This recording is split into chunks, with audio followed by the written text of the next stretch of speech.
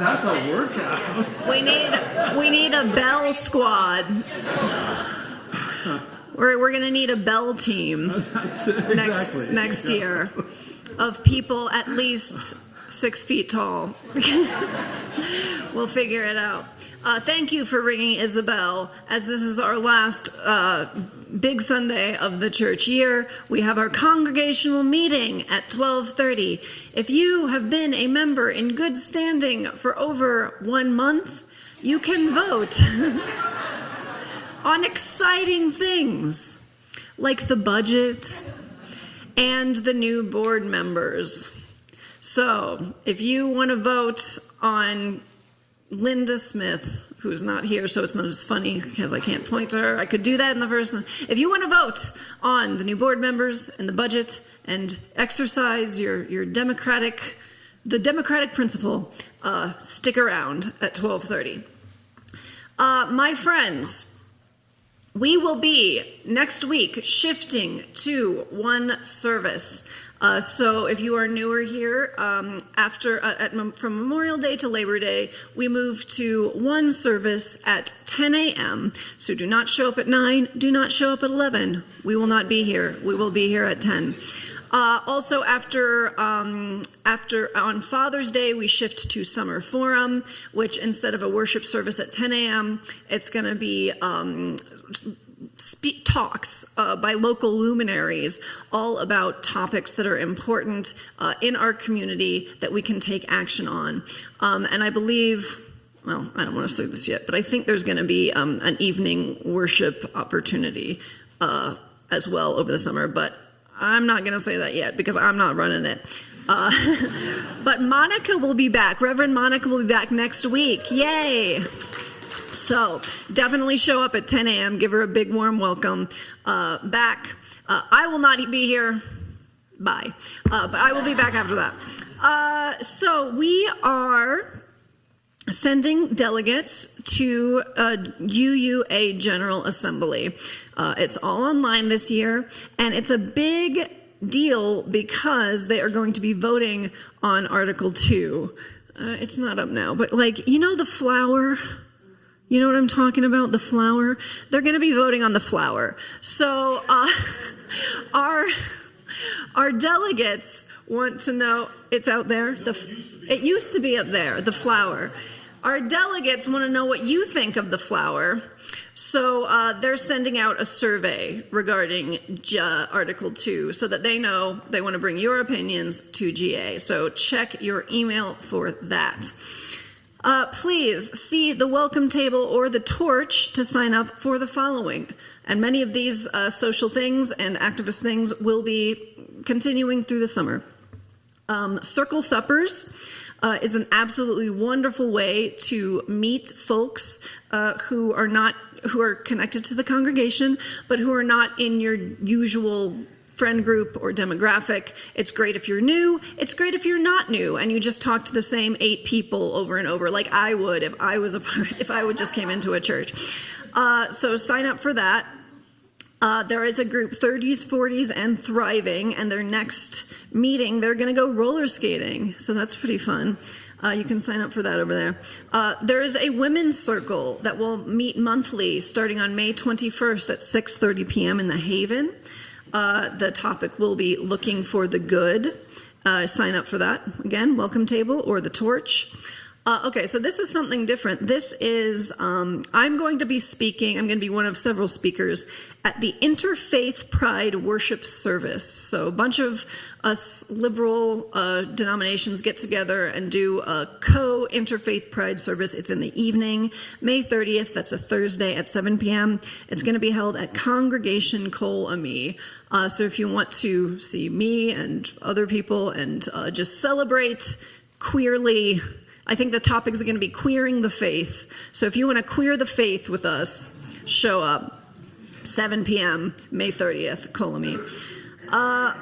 Finally, because of Pride, so everything I just said about show up at 10 o'clock, that is not the case on June 2nd, which is a Sunday, because that is Pride Day.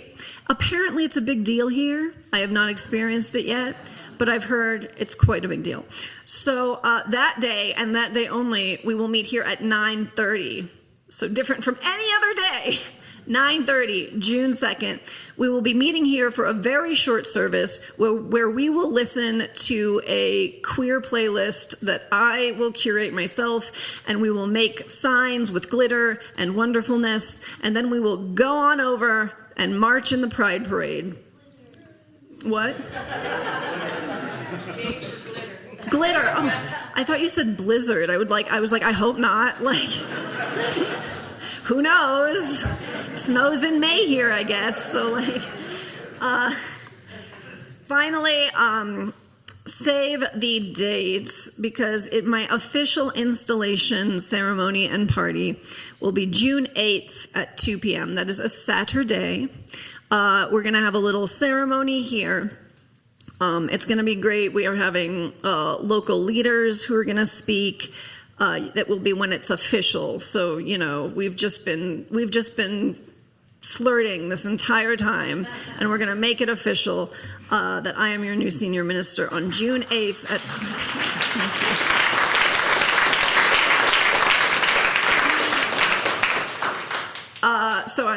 on June 8th, 2 p.m., please show up. So I got a phone call from Terry Tempest Williams saying she was going to be here and speak on it, which would be awesome. I've reached out to her, haven't heard back. So I think she's coming. But even if she doesn't come, we're all going to be there. And we're going to have a 5-person bluegrass band playing afterwards in the plaza. And we're going to have frickin' smoked fish and crudité and wine and beer. So just come. Just come. Thank you. And that's it. Chalice lighting. This is a quote from the poet Joy Harjo, who is Muskogee, and it is from her book, Conflict Resolution for Holy Beings. She writes, "Call your spirit back. It may be caught in corners and creases of shame, judgment, and human abuse. You must call in a way that your spirit will want to return. Speak to it as you would to a beloved child.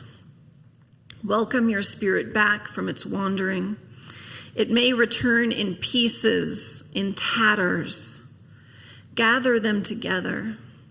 They will be happy to be found after being lost for so long. Your spirit will need to sleep a while after it is bathed and given clean clothes. Now you can have a party. Invite everyone you know who loves and supports you. Keep room for those who have no place else to go. Make a giveaway, and remember, keep the speeches short.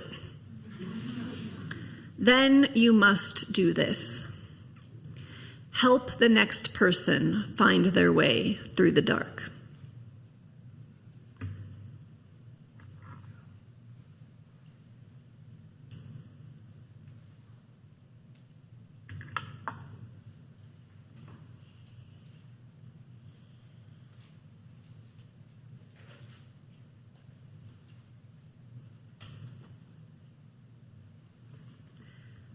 Please rise in body or spirit for our opening hymn. Finally, after waiting all year, we get to sing Blue Boat Home. It is number 1064 in your teal hymnal.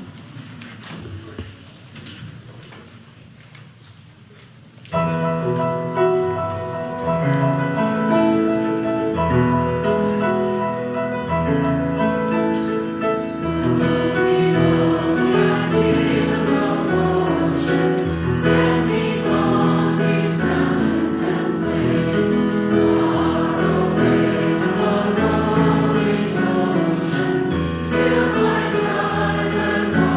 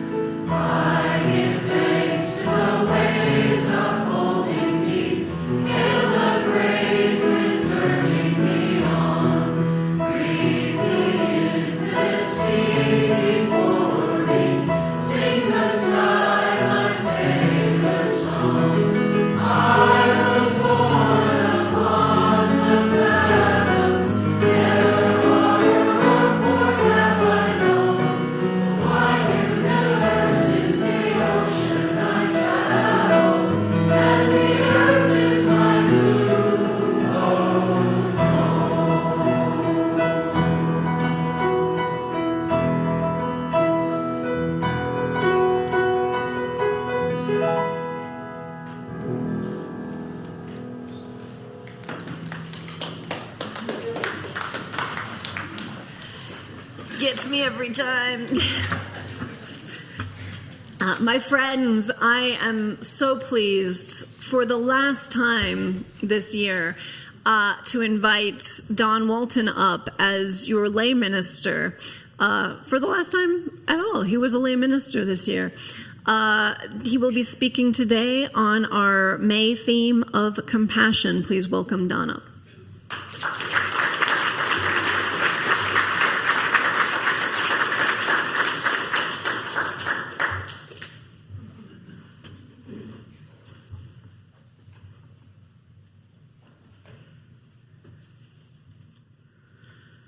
Well, this is my last shot at the pulpit this year as the lay minister gig winds to an end. It's been a challenge, an enjoyable challenge, and I hope you've gotten as much out of it as I have. So the theme this month is compassion. Compassion is a deep awareness of the suffering of others, accompanied by loving action to alleviate the suffering. Note the action part. This church, we collectively engage in ongoing compassion projects to alleviate the suffering of others. We provided sanctuary for Vicky Chavez and her 2 daughters for over 3 years to avoid deportation. Now our social justice team is involved in another compassion project to alleviate the suffering of others. Of course, I'm talking about Bernie and Marita Hart's Tai Chi program for the homeless. I discovered this program shortly after I arrived here 15 years ago, and they had been running this program for several years before that.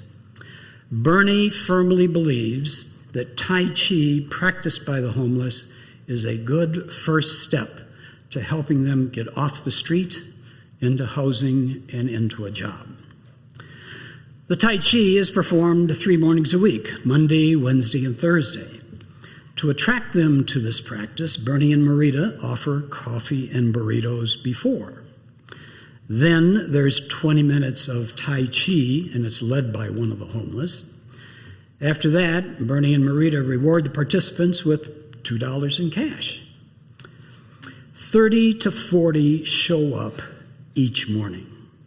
And it's all funded by Bernie and Marita, the coffee, the burritos, and the cash.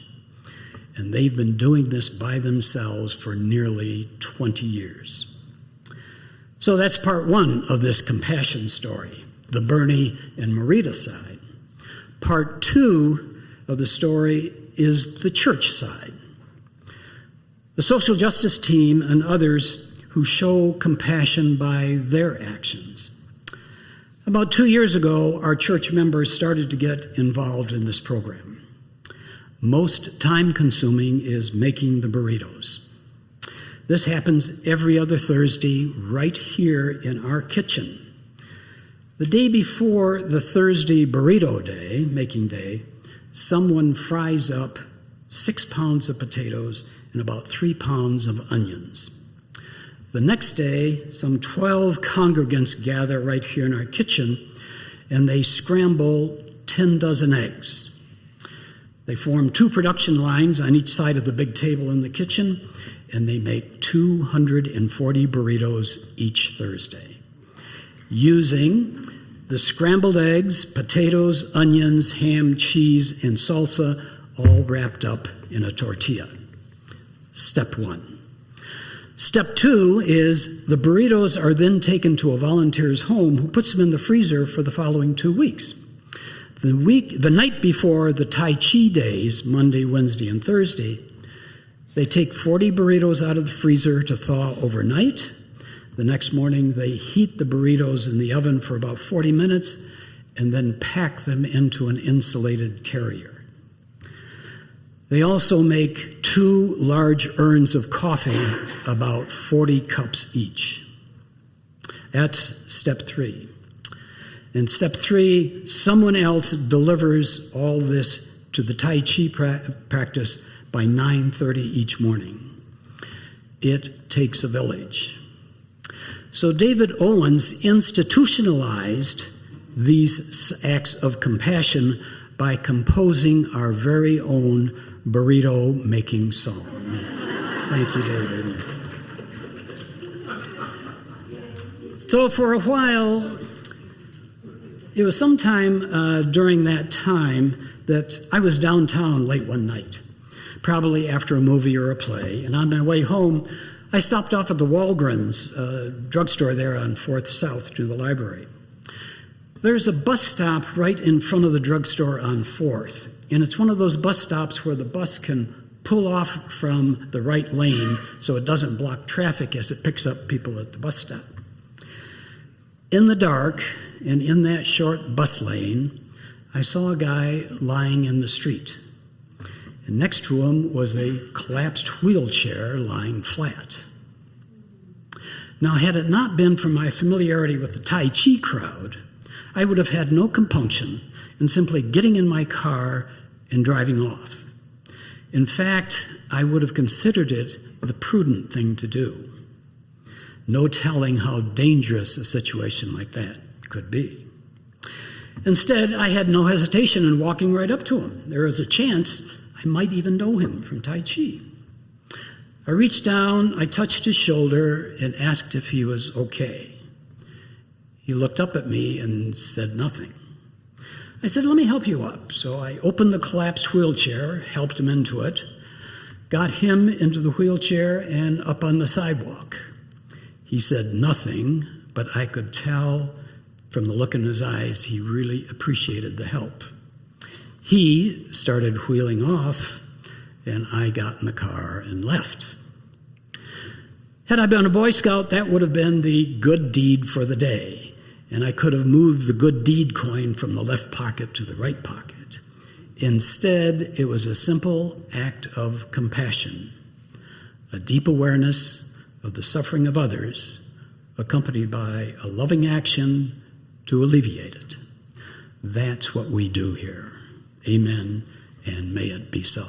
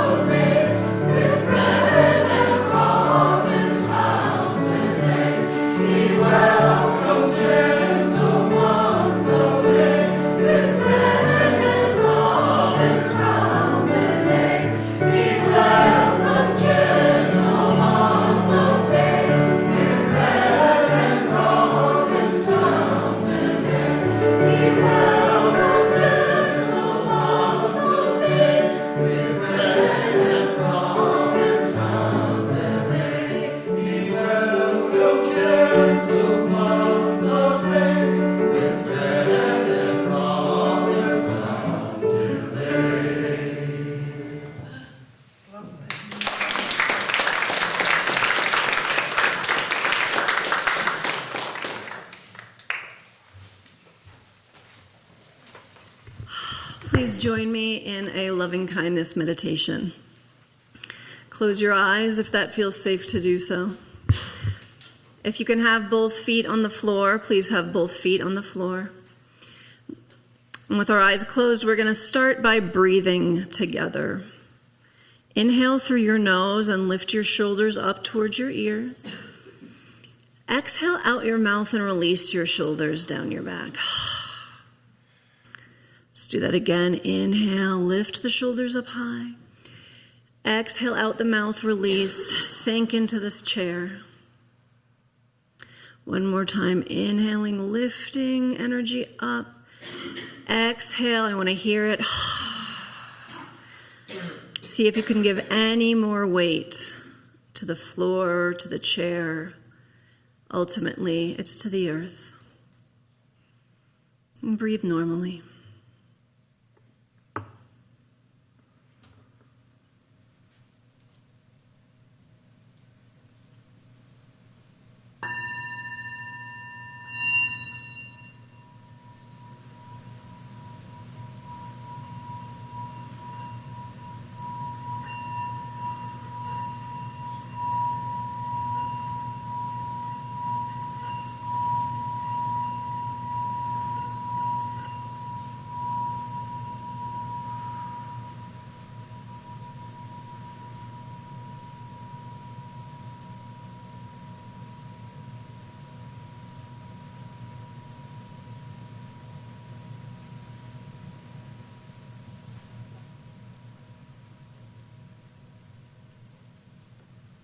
And now in your mind's eye,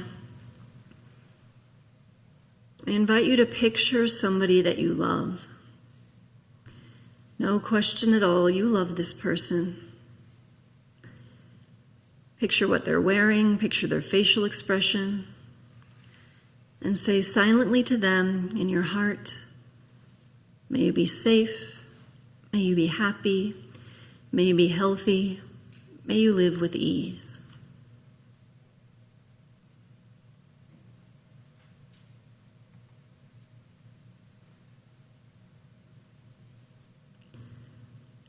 And now picture someone you like very much. You might even say you love them, but they're not the first person you think of. Maybe a little farther out in your circles. Picture what they're wearing, picture their facial expression, and say silently to them in your heart, may you be safe, may you be happy, may you be healthy, may you live with ease.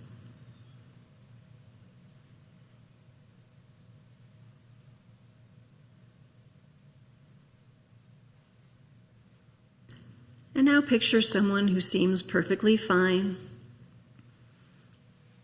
Perhaps more of an acquaintance, maybe somebody you know from church or school or work. Picture what they're wearing, picture their facial expression, and say silently to them in your heart, may you be safe, may you be happy, may you be healthy, may you live with ease.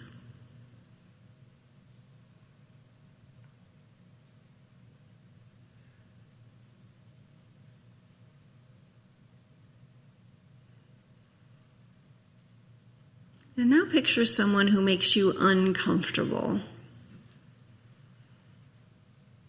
Maybe you've had a falling out or you find them problematic. And picture what they're wearing, picture their facial expression, and say silently to them in your heart, may you be safe, may you be happy, may you be healthy, may you live with ease.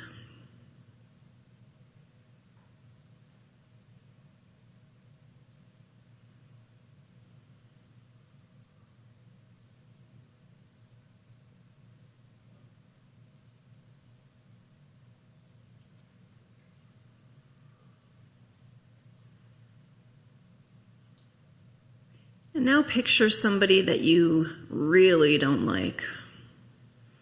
On a bad day, you might say you hate this person. Someone who makes your skin crawl, someone you absolutely would not spend time with if you could help it. And though some of us may jump to public figures, let's keep this personal. We all have somebody.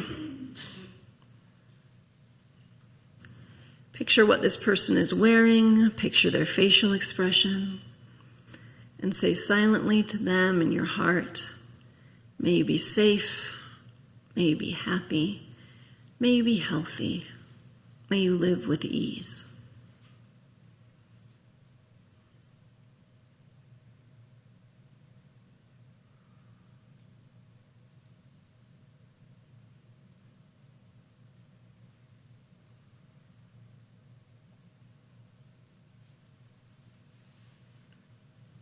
And now open your eyes.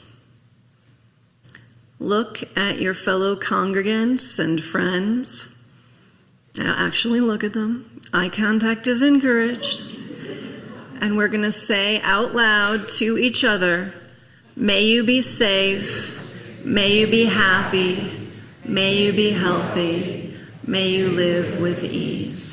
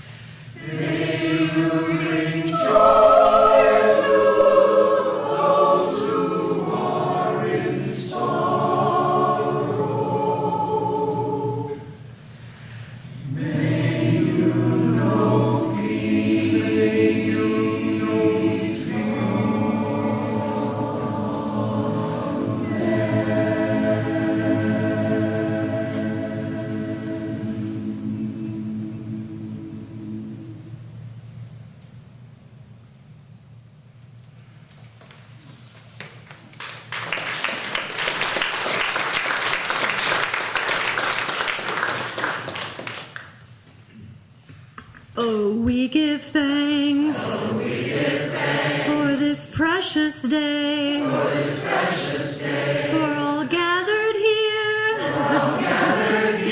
and those far away, for this time we share, with love and care. Oh, we give thanks, for this precious day. The offering for the work of the church will now be gratefully received, and please take this time to greet each other as well.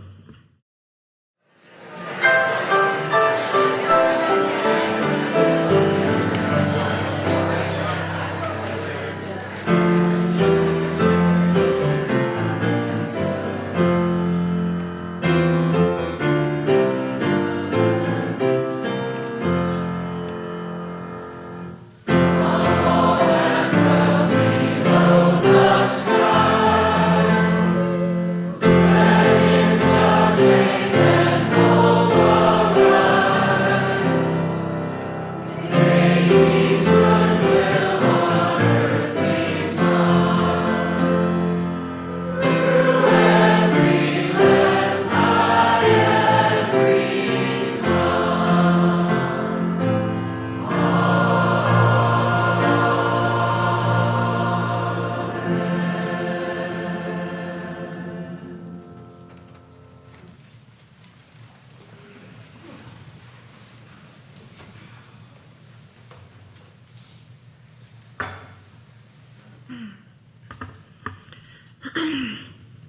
My friends, we have come a long way together this year. Now, I will admit, I was nervous when I showed up in August. I knew very little about Utah, and everyone kept telling me it was very different from anywhere else I had ever lived. Possibly from anywhere else in the world. And I also knew that I had big shoes to fill. As your former senior minister, who served here for 185 years, had left a big hole. One of the first things that happened this year that let me know that I was in the right place was the tree planting at Wuduogwa. Who was here for that?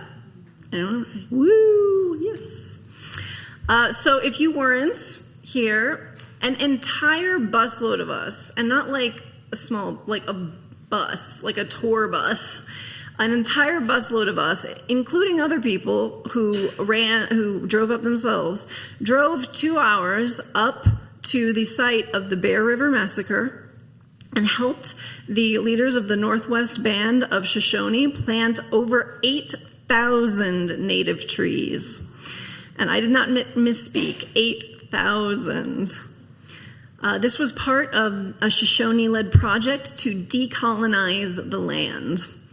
What I mean by that is bring it back to the way it was before European colonization, back when it was cared for by the Shoshone and other local tribes.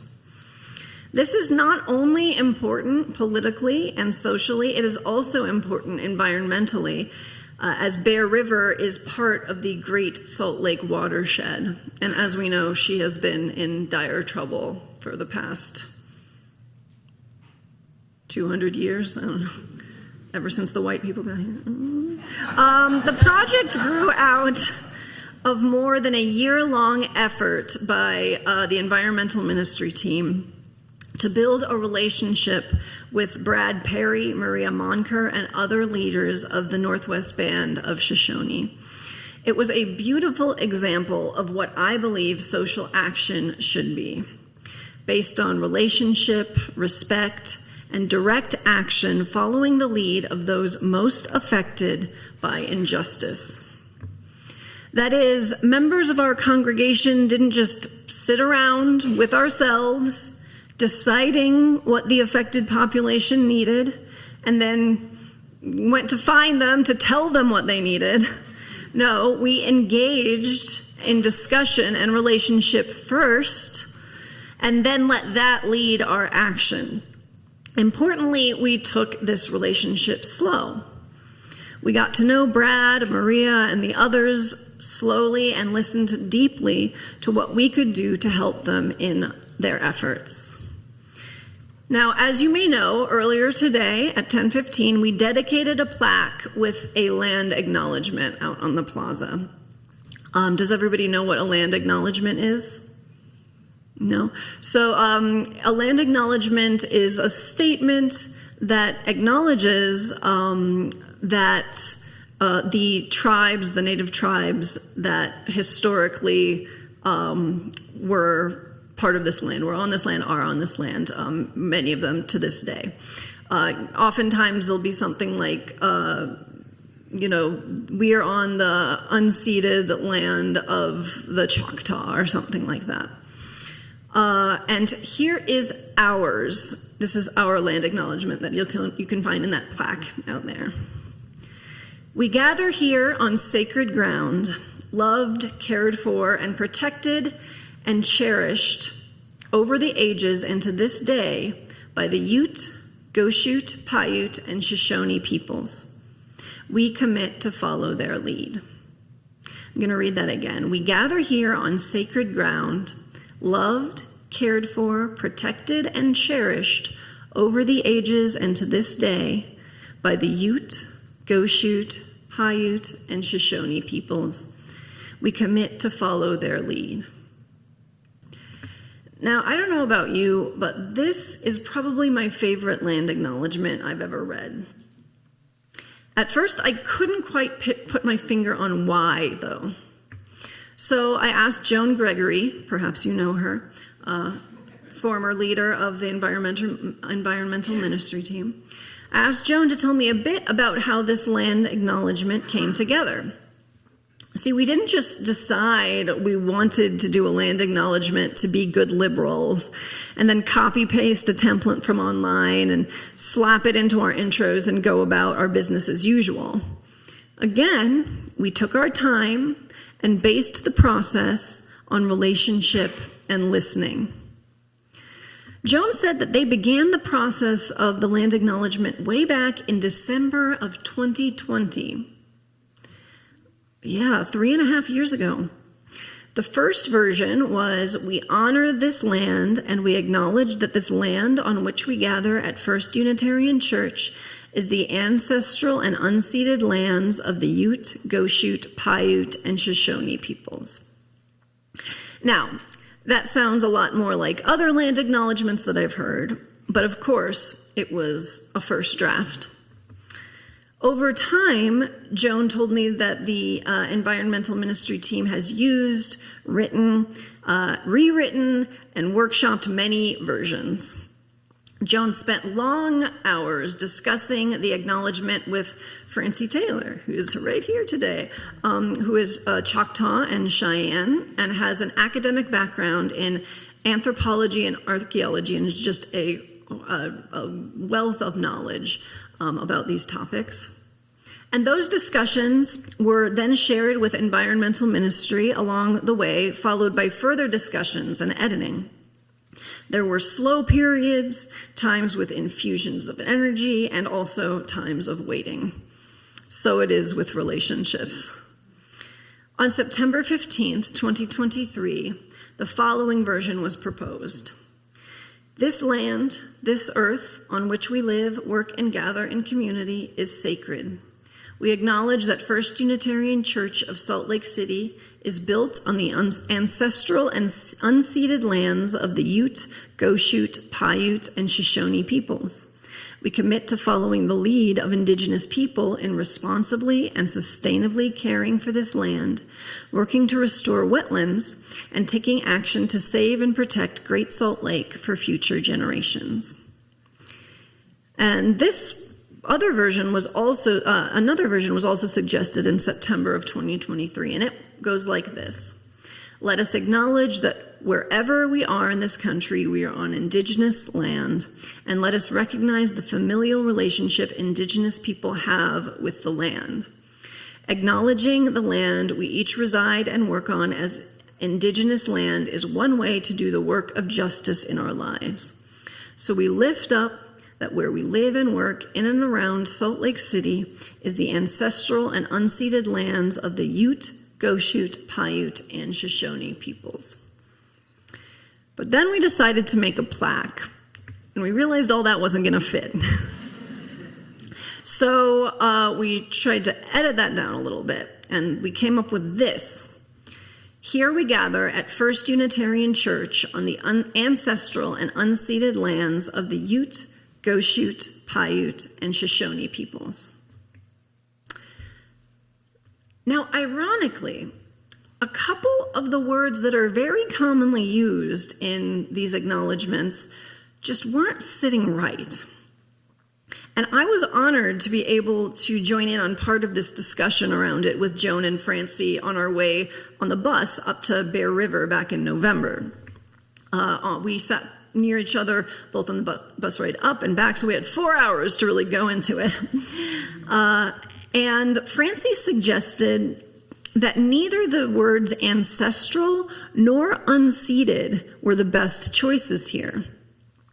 See, ancestral implies that the relationship between the people and the land lay only in the past, which is not true. And Francie also explained to us that the idea of being unceded, that is, that land can be ceded, that land is something alienable and ownable in the first place, is a colonial idea in itself. So Francie suggested phrases like lands loved, cared for, cherished, respected, protected. All of these might be better choices. So Francie and Joan did the required wordsmithing, and Environmental Ministry approved a new version that we then shared with Brad Perry and Maria Monker of the Northwest Band of the Shoshone, as well as Renee Drayton, who is a member of Choctaw Nation and also a congregant here at First Unitarian Church. Now, it was especially important for us to discuss the wording with Brad and Maria as they represent the Northwest Band of the Shoshone, which are one of the tribes affected and named. It's important to recognize that Native people are not a monolithic group, and each tribe is unique. And a lot of times in mainstream American culture, those distinctions are erased. The discussion lasted through January, making sure everyone felt good about the new phrasing. And that's how we arrived at the acknowledgment that we dedicated earlier today. I'm going to read it again. We gather here on sacred ground, loved, cared for, protected, and cherished over the ages and to this day by the Ute, Goshute, Paiute, and Shoshone peoples. We commit to follow their lead. And in addition to the language changes we just talked about, it was pointed out to me just today, what else is different about that? Does anybody notice? Sorry? Unitarians were taken. Yeah, we took out our name.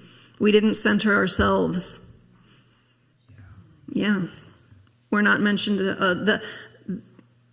I guess our name for this building, for this place, is not mentioned and not centered.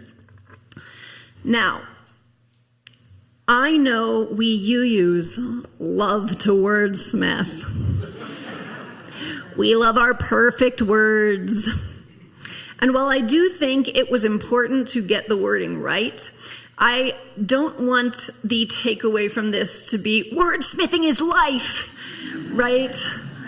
Rather, what I'm really focusing on here is the evolution and changing of the phrases was a reflection of our consideration and relationship with Francie, with Brad and Maria, and with Renee.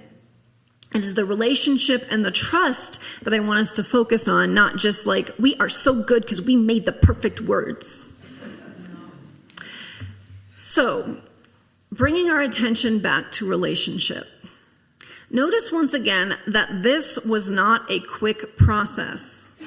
It took 3.5 years. It was not we should do a land acknowledgement because that's what all the good liberals are doing. So here's one I adapted from a template online. Check, I am a good person. No, it was not that, because doing relationship is rarely quick. Maximum efficiency does not lend itself to respectful, beloved community. In fact, maximum efficiency is colonial thinking. Adrienne Marie Brown spoke about moving at the speed of trust, making sure everyone is on board and no one is left behind who should be at the table. It is so frustrating sometimes because our colonial culture just wants to move and check the box and get the thing, but relationship is slower and more important than that. What I love about our land acknowledgement is it honors the relationship between the tribes and the land. Not as owners or former owners, but as family, beloveds. It's a shift in thinking for me. And I don't tell you all of this to be like, oh, our land acknowledgement is the best one, and all the other ones are problematic posers who should be canceled. That is not loving. It is not loving, and it's not helpful. No, I am asking us to shift our thinking. Instead of, how can I do all the right things to make myself feel better or look good, how can I help and support those I am in relationship with to make their world better? I spoke to Francie Taylor about this process leading up to this sermon as well. As I mentioned, she was one of our main discussion partners and consultants. And she expressed that one of her deepest frustrations with many land acknowledgements is that they feel like a checkbox, something that people do to make themselves feel better, but that doesn't actually change anything for the Native people in and around the community. Now, this is not a perfect analogy, what I'm about to say, for reasons of ownership conception that I mentioned earlier, but just go with me on this. It's a flawed analogy, but it's what I've got. So imagine I came to your house and I kicked you out and I renovated and I changed everything and I brought my family in and I just started living there. And then a couple years later, I invited you over and I said, hey, I just want to acknowledge that this used to be yours and I took it. Anyway, please leave now, bye. So as Francie said to me, so what? You've acknowledged that the land is ours. You've said you're sorry. What's next? And then she said, empty apologies are worse than no apology at all. Truly, that is something that doesn't worry me exactly about our land acknowledgement plaque, but I do find it cause for much careful consideration. How are we going to live into this acknowledgement? I asked Francie what we can do to make sure that we don't fall into the colonial liberal checkbox trap. And she said, work to repair the damage done. And she gave me some ideas, and these are just some, right? This is a journey, this is a process, this is an evolution. This is not like a checklist for us to do, it's just a starting point. It's some examples, but we could help fund some Native students to go to college. We could buy diapers, winter coats, good clothes for folks in reservations, many of whom live in poverty. But let's not just go in all savior-ish and throw money at it. We mustn't just decide what they need and bring it in. We must form relationships and talk to people, and find out what they need. It's not just clicking a box and donating money. We're so conditioned now to think this is activism, right? Either share or donate or well, and donating is important, whatever. Sharing, not so much, but donating, good. But we must do some research and find out areas where there is the greatest need. Maybe reach out to an elder center on a reservation and ask them what they need. Again, be in relationship. As Francie said, generosity shouldn't be so easy. Honest, heartfelt generosity cannot just be a checkbox. If you have to put conscious effort into helping someone, it impacts both of you more greatly. I thank Francie for her time in talking to me about this. Thank you again. And now, my open question to all of us is, how are we going to live in to our land acknowledgement?